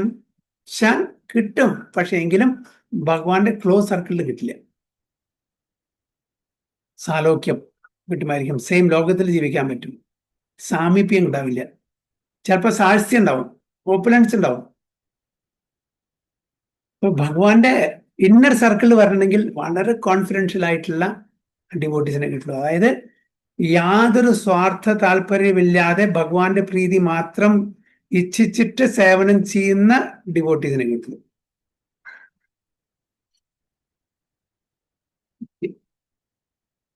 So equanimity of mind, as mentioned above, is a sign of self-realization. Those who have actually attained to such a stage should be considered to have conquered material conditions, specifically birth and death. അപ്പൊ അതാണ് എന്താണ് ഈ നമുക്ക് ഈക്വാനിമിറ്റി വരിക എന്ന് പറഞ്ഞാൽ, സമത്വം വരികയാണെന്ന് പറഞ്ഞാൽ, സമഭാവന വരിക എന്ന് പറഞ്ഞാൽ അത് എന്തിന്റെ സൈനാണ്, സൂചനയാണ്? ആത്മസാക്ഷാത്കാരം അതിന്റെ സൂചനയാണ്. അപ്പൊ അവരെല്ലാം ഭൗതിക തലത്തിലുള്ള ഈ യമനിയമങ്ങളിൽ നിന്നും മുകളിലായി എന്നർത്ഥം. അതായത് അവർ വീണ്ടും ഇവിടെ ജനിക്കേണ്ടി വരില്ല. ജനന മരണ ചക്രത്തിന്റെ ആ ചക്രത്തിൽ നിന്നും ഉയർന്നുപോയി. As long as one identifies with this body, he is considered a conditioned soul.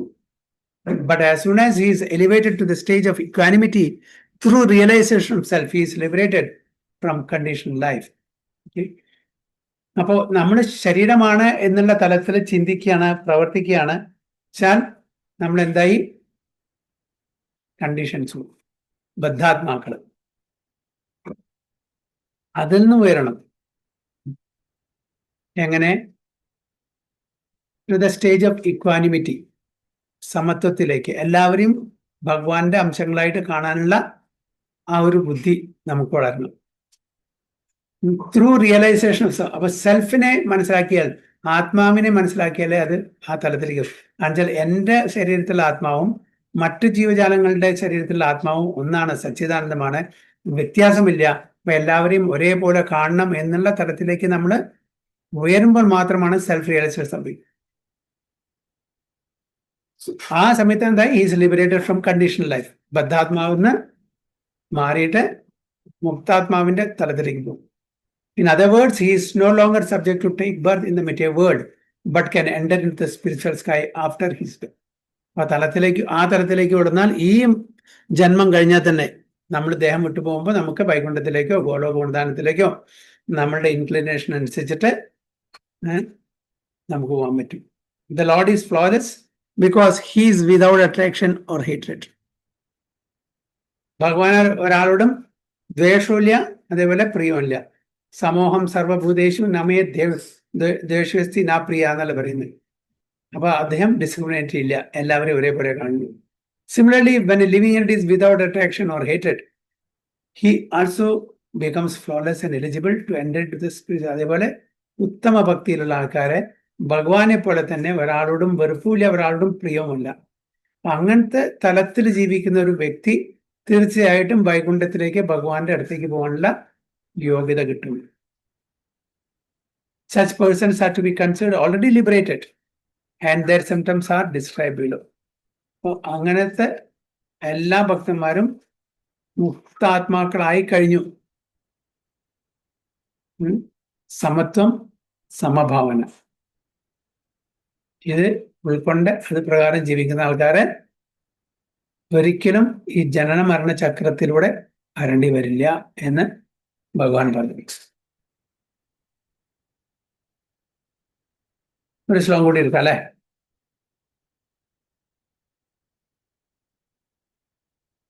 Okay.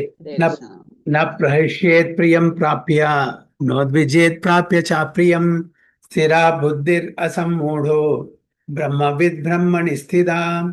ന പ്രഹർഷ്യേത് പ്രിയം പ്രാപ്യ നോദ്വിജേത് പ്രാപ്യ ചാപ്രിയം സ്ഥിര ബുദ്ധിരസമ്മൂഢോ ബ്രഹ്മവിദ് ബ്രഹ്മണി സ്ഥിതാ. സ്മിത മാതാജി. ഹരേ കൃഷ്ണ. നമോ ഭഗവതി വാസുദേവായ. നാഹ പ്രഹൃഷ്യേത് പ്രിയം പ്രാപ്യ നോദിചേത് പ്രാപ്യ ചാപ്രിയം സ്ഥിര ബുദ്ധിരസമ്മൂഢോ ബ്രഹ്മവിദ് ബ്രഹ്മണി സ്ഥിതഃ. ഹരേ കൃഷ്ണ. മംഗള മാതാജി. ഹരേ കൃഷ്ണ. നമോ ഭഗവതേ വാസുദേവായ. ഹരേ കൃഷ്ണ. ന പ്രഹ്യശേ പ്രിയം പ്രാപ്യ നോദിജേ പ്രാപ്യ ചാപ്രിയം സ്ഥിരബുദ്ധിരസമ്മൂഢോ ബ്രഹ്മവിദ് ബ്രഹ്മണി സ്ഥിതഃ. ഹരേ കൃഷ്ണ. സുജി മാതാജി. ന പ്രഹർഷ്യേത് പ്രിയം പ്രാപ്യ നോദിജേത് പ്രാപ്യ ചാപ്രിയം സ്ഥിരബുദ്ധിരസമ്മൂഢോ ബ്രഹ്മവിദ് ബ്രഹ്മണി സ്ഥിത. ഹരേ കൃഷ്ണ. ട്രാൻസ്ലേഷൻ കൊണ്ട് വായിച്ചോളൂ. ഹരേ കൃഷ്ണ.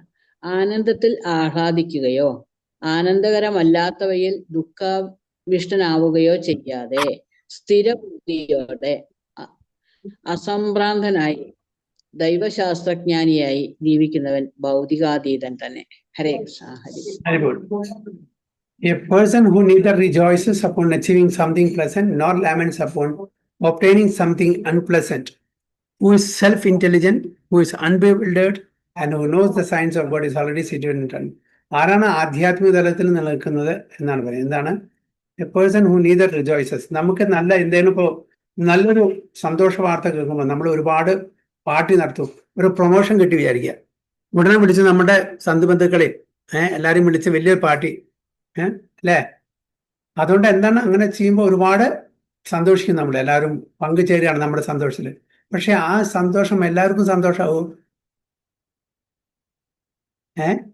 ഇപ്പൊ എനിക്കൊരു പ്രൊമോഷൻ കിട്ടി, ഞാൻ എൻ്റെ റിലേറ്റീവ്സിനെയും എൻ്റെ ഫ്രണ്ട്സൊക്കെ വിളിച്ച് വലിയ പാർട്ടി ഭയങ്കര ആഘോഷിച്ചു പ്രൊമോഷൻ കിട്ടിയപ്പോൾ. അതിൽ എത്ര ആൾക്കാർ ശരിക്കും ആത്മാർത്ഥമായിട്ട് സന്തോഷിക്കുന്ന ആൾക്കാരുണ്ടാവും ഈ പാർട്ടി കൊടുക്കുമ്പോൾ? എല്ലാവർക്കും എന്തായി, കൂടുതൽ ആൾക്കാർക്ക് എന്തായി, ഒരു 90 to 95% ആൾക്കാർക്കും പുറമേ ചിരിച്ചാലും ഉള്ളിൽ എന്താണ്, എനിക്ക് കിട്ടിയില്ലല്ലോ, ഞാൻ ഇതിനേക്കാളും കൂടുതൽ എനിക്ക് കഴിവുണ്ട്, ക്വാളിഫിക്കേഷൻ ഉണ്ട്, എക്സ്പീരിയൻസ് ഉണ്ട്. അസൂയ ഉണ്ടാവും അല്ലേ? പിന്നെ അങ്ങനെ പാർട്ടി കൊടുത്താൽ ഒരു മാസം കഴിഞ്ഞാൽ ആ പ്രൊമോഷൻ പെട്ടെന്ന് ഡിമോഷൻ ആക്കി മാറും ചിലപ്പോ. നമ്മള് ദൃഷ്ടി കണ്ണ് കെട്ടെന്നൊക്കെ പറയില്ലേ, ഉള്ളിൽ പല ആൾക്കാർക്കും അസൂയ ഉണ്ടാവും. അത് കാരണം അപ്പൊ അതുകൊണ്ട് നമ്മൾ ഒരിക്കലും എന്താണ്, നീദർ റിജോയ്സ്, ഇതെല്ലാം നമ്മുടെ കർമ്മം അനുസരിച്ച് വന്നു ചേരും. അതുകൊണ്ട് വല്ലാണ്ട് നമ്മൾ ഓവർ ജോയ് ആവാൻ പാടില്ല. അതേപോലെ ദുഃഖം, എന്തെങ്കിലും അനർത്ഥങ്ങൾ സംഭവിക്കും, എല്ലാവർക്കും സംഭവിക്കുന്നതാണ്. ഓരോ സമയത്ത് സംഭവിച്ചേ പറ്റൂ. അതായത് വരാൻ പോകുന്ന വഴി തങ്ങില്ല. അതിനെ പറ്റിയിട്ട് നമ്മൾ കൂടുതൽ ദുഃഖിക്കാനും പാടില്ല. അത് വന്നും സമയമെല്ലാം ഡിസ്ട്രോയ് ചെയ്യും. Time is the factor. Time destroys everything. നല്ലതും ചീത്ത എല്ലാം ഡിസ്ട്രോയ് ചെയ്യും. സമയത്തിന് അങ്ങനെ നല്ലതും ചെയ്തൊന്നുമില്ല. അപ്പൊ അതുകൊണ്ട് നല്ലതാണെങ്കിലും ശരി, ചീത്തയാണെങ്കിലും ശരി, time will destroy. So over Joy ആവാൻ പാടില്ല. അതേപോലെ കൂടുതൽ നമുക്ക് ദുഃഖം പാടില്ല. ആ സമയത്ത് സന്തോഷം ഇതൊക്കെ കുറച്ചുണ്ടാവും, അതൊക്കെ മതി. പക്ഷെ അതിനെ കൂടുതൽ പൊലിപ്പിച്ച് കാണിക്കാതെ നമ്മുടെ ഉള്ള സമാധാനത്തിനെ നഷ്ടപ്പെടുത്തരുത്. ഈക്വിപ്പോയിസ്ഡ് എന്നാണ് പറയുന്നത്, സമനില. അപ്പൊ നോ ഓവർ ജോയ്, നോ ലാമെന്റേഷൻ ഉണ്ട്. അപ്പോ അങ്ങനെയുള്ള ഒരാളാണ് സെൽഫ് ഇന്റലിജന്റ്, ബുദ്ധിമാൻ വ്യക്തി. കാരണം അദ്ദേഹത്തിന് ഇതൊക്കെ നിമിഷം ഇന്ന് വരും, എൻ്റെ കർമ്മഫലം അനുസരിച്ച് അത് വരാനുള്ള വരും. ഓക്കെ, മറ്റേ ദുഃഖമാണ്, അതും എൻ്റെ കർമ്മഫലം അനുസരിച്ച് വരും. ഓക്കെ, അതിനെല്ലാം നമ്മൾ ടോളറേറ്റ് ചെയ്യണമെന്ന് പറഞ്ഞത്. ഭഗവാൻ പറയുന്നത് രണ്ടും ടോളറേറ്റ് ചെയ്യണം പറയുന്നത്, അല്ലേ? എന്തൊരു വിരോധാഭാസമായിട്ട് തോന്നും ചിലപ്പോ. ഓക്കെ, നമ്മൾ ടോളറേറ്റ് ചെയ്യാൻ പറഞ്ഞ് സഹിക്കുക. എന്തെങ്കിലും അസുഖം വരുമ്പോൾ സഹിക്കണം, എന്തെങ്കിലും അനർത്ഥം സമയത്ത് സഹിക്കണം, എന്തെങ്കിലും സന്തോഷം വരുമ്പോൾ സഹിക്കുക എന്ന് പറഞ്ഞാൽ അതൊരു ശരിയായിട്ടുള്ളൊരു വാക്കല്ല, അല്ലേ? മാത്രാ സ്പർശാസ്തു കൗന്ദേയ ശീതോഷ്ണ സുഖ ദുഃഖത ആഗമപ്പായിനോ എന്താണ് അനിത്യസ് തം തിതിക്ഷസ്വ ഭാരത. തം തിതിക്ഷസ്വ പറഞ്ഞാൽ ടോളറേറ്റ്. സുഖം ദുഃഖവും രണ്ടും ടോളറേറ്റ് ചെയ്യാനാണ് പറയുന്നത്. നേരത്തെ പറഞ്ഞിട്ടുണ്ട് അതിന്റെ കാരണം എന്താണ്. മംഗളമാതേജി എന്താണ്? സുഖവും നമ്മൾ ടോളറേറ്റ് ചെയ്യണം, ദുഃഖവും നമ്മൾ ടോളറേറ്റ് ചെയ്യണം. ദുഃഖം എനിക്കറിയാം, നിങ്ങൾക്കും അറിയാം. എന്തിനാ ടോളറേറ്റ്? കാരണം വെച്ചാൽ ദുഃഖം ടോളറേറ്റ് ചെയ്ത് പറ്റും. കാരണം വെച്ചാൽ വരാൻ പോകുന്ന വഴി തന്നില്ല, അതിന് നമുക്ക് യാതൊരു നിവൃത്തിയില്ല, പ്രാരാബ്ധകർമ്മം അനുഭവിച്ചേ പറ്റും. പക്ഷെ സുഖം സുഖിക്കേണ്ടല്ലേ, അതിനെന്തിനാ ടോളറേറ്റ് ചെയ്യാൻ പറയണത്, സഹിക്കാനാ പറയണത്. ഇവിടെ പറയുന്ന ഭഗവാൻ തന്നെ ഡോണ്ട് ഓവർ റിജോയ്സ്. എന്താണ് സുഖം നമ്മൾ ആനന്ദിക്കല്ലേ, നല്ലതല്ലേ?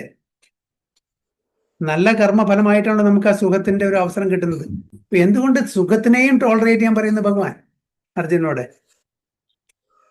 എങ്ങനെ സീസൺ മാറി മാറി വരുന്നു, ചൂടുകാലം, തണുപ്പുകാലം, മഴക്കാലം, അല്ലെ അങ്ങനെയൊക്കെ മാറി മാറി വന്നുകൊണ്ടിരിക്കുന്നു. അതെല്ലാം ചിലപ്പോൾ പ്ലസന്റ് ക്ലൈമറ്റ് ആയിരിക്കും, നല്ല സുഖമുള്ള ഒരു കാലാവസ്ഥ, അതിനെയും ടോളറേറ്റ് ചെയ്യണം.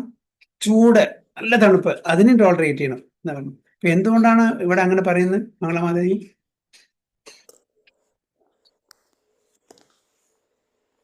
തീരുമാനം എടുക്കുന്നത് ശരിയാവില്ല എന്നാണ് പ്രഭുജി. സുഖത്തില് നല്ല സുഖമാവുമ്പോഴും അല്ല, അതിപ്പോ മാതാജി പറഞ്ഞത്, അതായത് നമ്മൾ നല്ല സന്തോഷമുള്ള സമയത്ത് ഒരു തീരുമാനം എടുക്കാൻ പാടില്ല. കാരണം വെച്ചാൽ നമ്മള് ബുദ്ധി അപ്പൊ പറയില്ല, പെട്ടെന്ന് നമ്മൾ എന്തെങ്കിലും പറഞ്ഞു പോകും, പ്രോമിസ് ചെയ്തു പോകും. അതുപോലെ നല്ല ബുക്കുള്ള സമയത്തും രണ്ടിനും നമ്മളൊരു തീരുമാനം പെട്ടെന്ന് എടുക്കാൻ പാടില്ല, അത് വേറെ കാര്യം. ഇവിടെ ഭഗവാൻ പറയുന്നത് നമ്മളെ ബാധിക്കും അത്. അതായത് നല്ല അമിതമായിട്ട് സുഖം ഉണ്ടാവുമ്പോ നമ്മള് മതിമറന്ന് നിൽക്കും, അതാണോ? ഓക്കെ, മതി മറന്നാൽ പിന്നെ എന്താണ് സംഭവിക്കുക? കർമ്മങ്ങളിലേക്ക് വേറെ ചിന്തയിലേക്ക് പോയിട്ട് വേറെ ചിന്തയിലേക്ക് പോകും. അപ്പൊ സ്മിത മാതാജി, വേറെ കർമ്മങ്ങൾ ചിന്തയിലേക്കൊക്കെ പോകും. ഈഗോ ഉണ്ടാവും പ്രഭുജി, അതാണോ? ഈഗോ എന്ന് പറയണ, അതായത് നല്ല സന്തോഷിച്ച് നിങ്ങൾ പറയുന്ന എല്ലാരും പറയുന്നതൊക്കെ ഏകദേശമൊക്കെ ശരി തന്നെ, പക്ഷെ കുറച്ചും കൂടി ഒരു ക്ലാരിറ്റി വേണം പറഞ്ഞതിന്. അപ്പോ അതായത് മറ്റുള്ളവർക്ക് പറഞ്ഞ് അത് കൺവിൻസിങ് ആയിരിക്കണം. പറയുന്ന പോയിന്റ്സ് ഒക്കെ ഓക്കെ, ഏകദേശം ഒക്കെ ഒന്ന് തന്നെയാണ്. പക്ഷെ ഇപ്പൊ മാതാജിമാരോട് ചോദിക്കുകയാണ്, എന്തിനാണ് ഭഗവാൻ ഇങ്ങനെ സന്തോഷം വരുമ്പോഴും സങ്കടം വരുമ്പോഴും ദുഃഖം വരുമ്പോഴും അത് ടോളറേറ്റ് ചെയ്യാൻ പറയുന്നത്?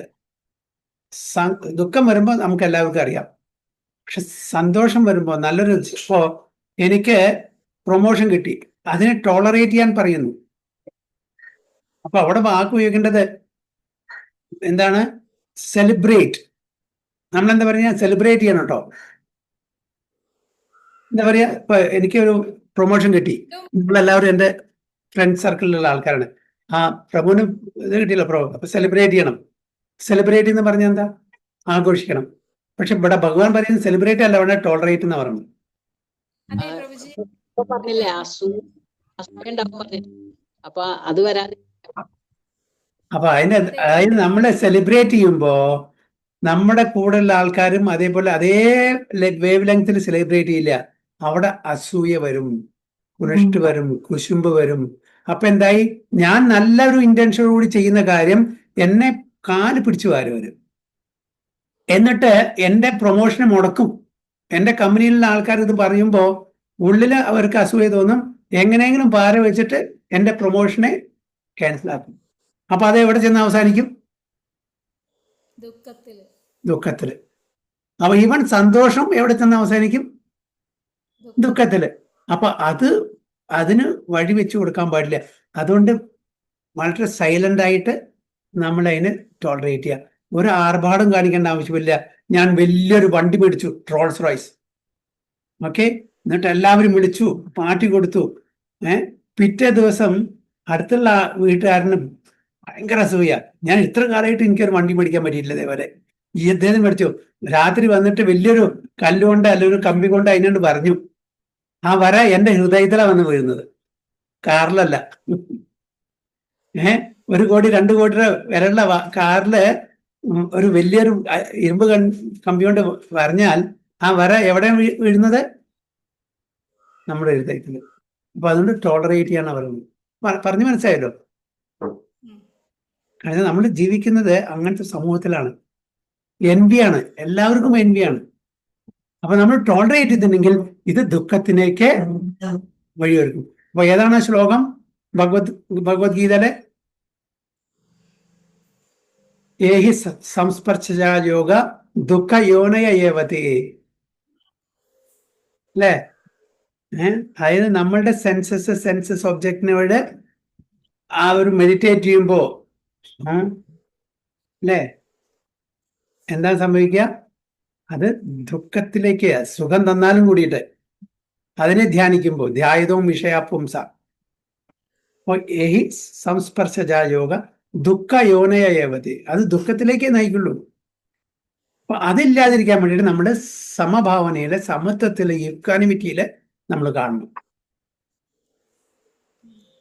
നമ്മൾ സന്തോഷിക്കേണ്ടെന്നല്ല പറഞ്ഞത്, സന്തോഷിക്കണം, പക്ഷെ ഓവറായിട്ട് പാടില്ല.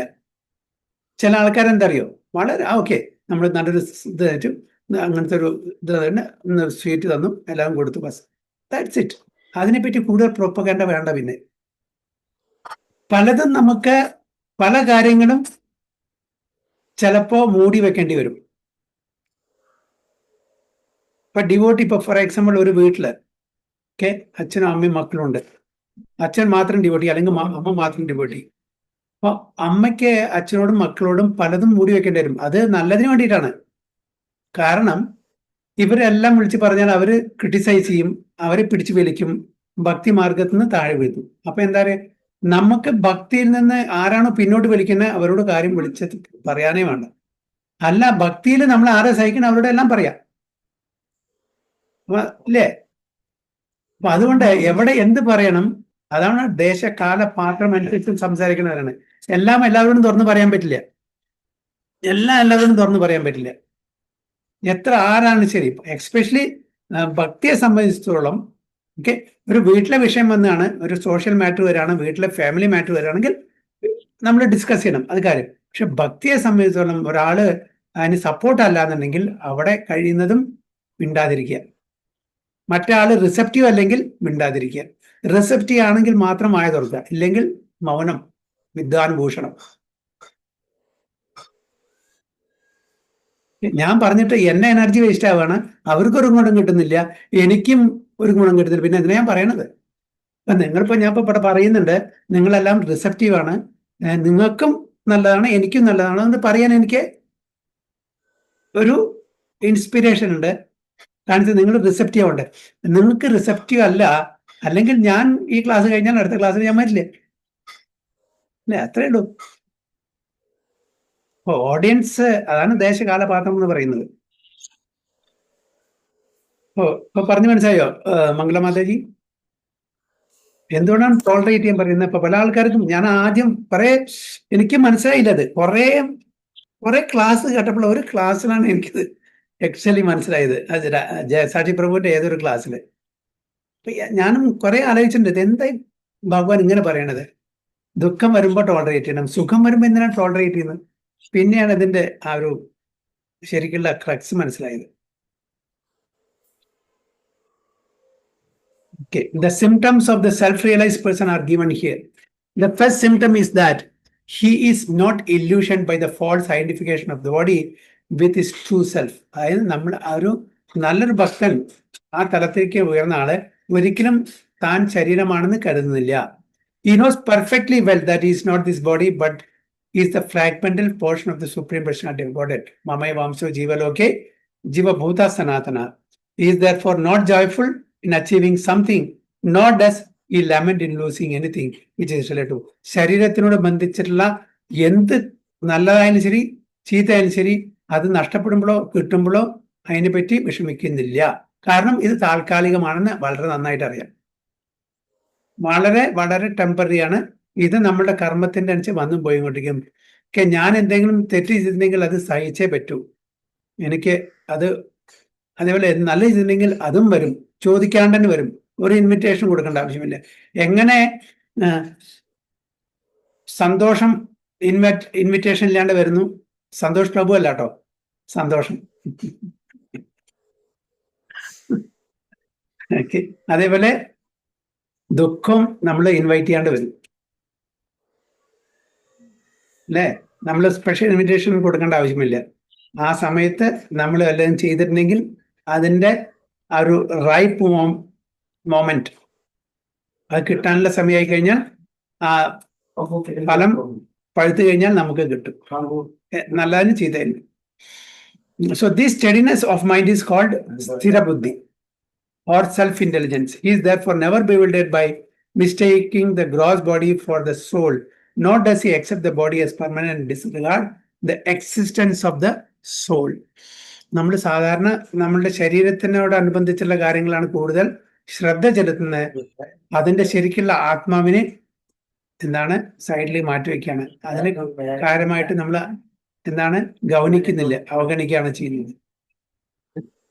So this knowledge elevates him to the station of knowing the complete science of the absolute truth, namely Brahman, Paramatma, and ഭഗവാൻ. അപ്പൊ എന്താണ് കംപ്ലീറ്റ് നോളേജ്?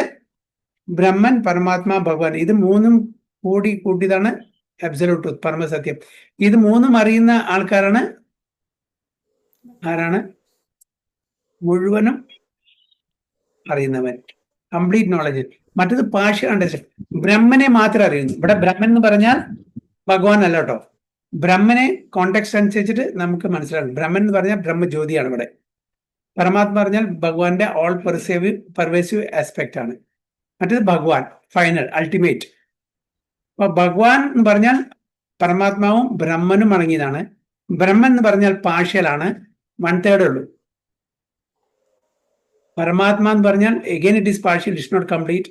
ഭഗവാൻ ഈസ് കംപ്ലീറ്റ്. അപ്പൊ ഈ 3 ആസ്പെക്റ്റിനെയും ശരിക്കും മനസ്സിലാക്കുന്ന ആൾക്കാരാണ് ഒരു ഭക്തൻ. അതാണ് absolute truth. He thus knows his constitutional position perfectly well without falsely trying to become one with the Supreme in all respects. This is called Brahman realization or self-realization. Such steady consciousness is called Krishna consciousness. ഏതാണ് Krishna consciousness? Brahman realisation or self realisation. അപ്പൊ ആത്മസാക്ഷാത്കാരം എന്ന് പറഞ്ഞാൽ എല്ലാം കൂടി അടങ്ങിയതാണ്.